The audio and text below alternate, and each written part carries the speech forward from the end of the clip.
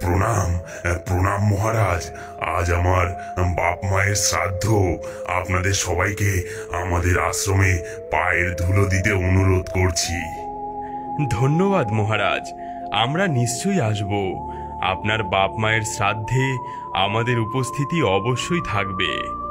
হ্যাঁ, আমরা সবাই আসব। আজকের দিনটি বিশেষ হবে।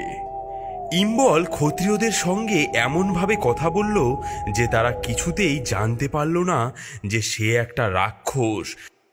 তারা মনের আনন্দে তপবন শুদ্ধ সব ক্ষত্রিয় সেই দুই অসুর ইম্বল এবং বাতাবির আশ্রমে উপস্থিত হল। আজকে আমরা মহাভোজ করব, মহাভোজ। আমাদের শিকার আমরা পেয়ে গেছি।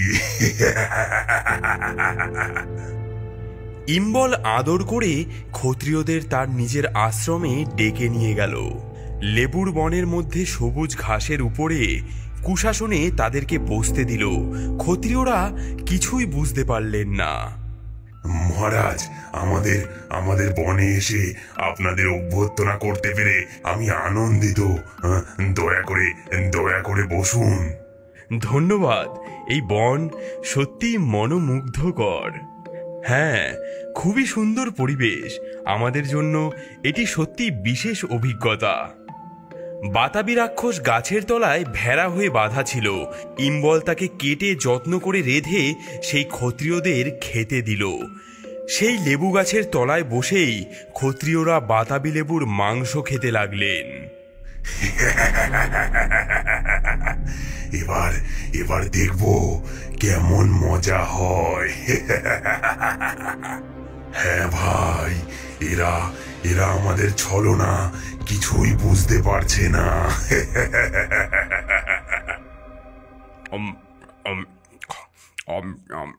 বাহ, কি সুস্বাদু, কি সুস্বাদু এই মাংস খেতে। বাহ বাহ বাহ। হ্যাঁ, এমন মাংস আগে কখনো খায়নি।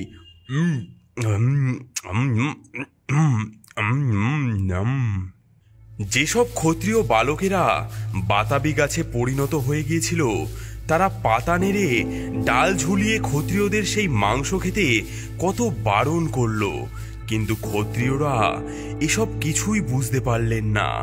আনন্দ মনে তারা সেই মায়াবী মাংস খেতে লাগলেন। বাহ বাহ বাহ, কি সুস্বাদু এই মাংস খেতে। বাহ। তারপর যখন খাওয়া শেষ হলো, ক্ষত্রিয়রা চলে যাওয়ার জন্য প্রস্তুত হলেন, এমন সময় ইম্বল ডাকলো,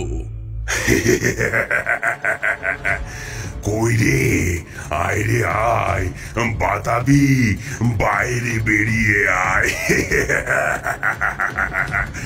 আয় বাতাবি, বাইরে বেরিয়ে আয়।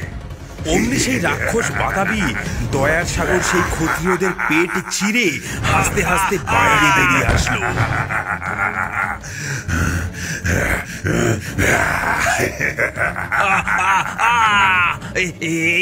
একি আমাদের সঙ্গে ধোঁকা হয়েছে।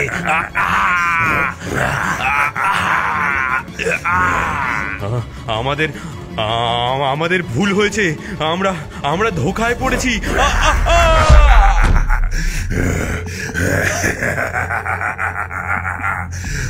তারপর দুই ভাই সেই ক্ষত্রিয়দের রক্ত পান করে তাদের লেবু বনে লেবু গাছ করে রেখে দিল। সে বনে আর একটি মানুষও রইল না।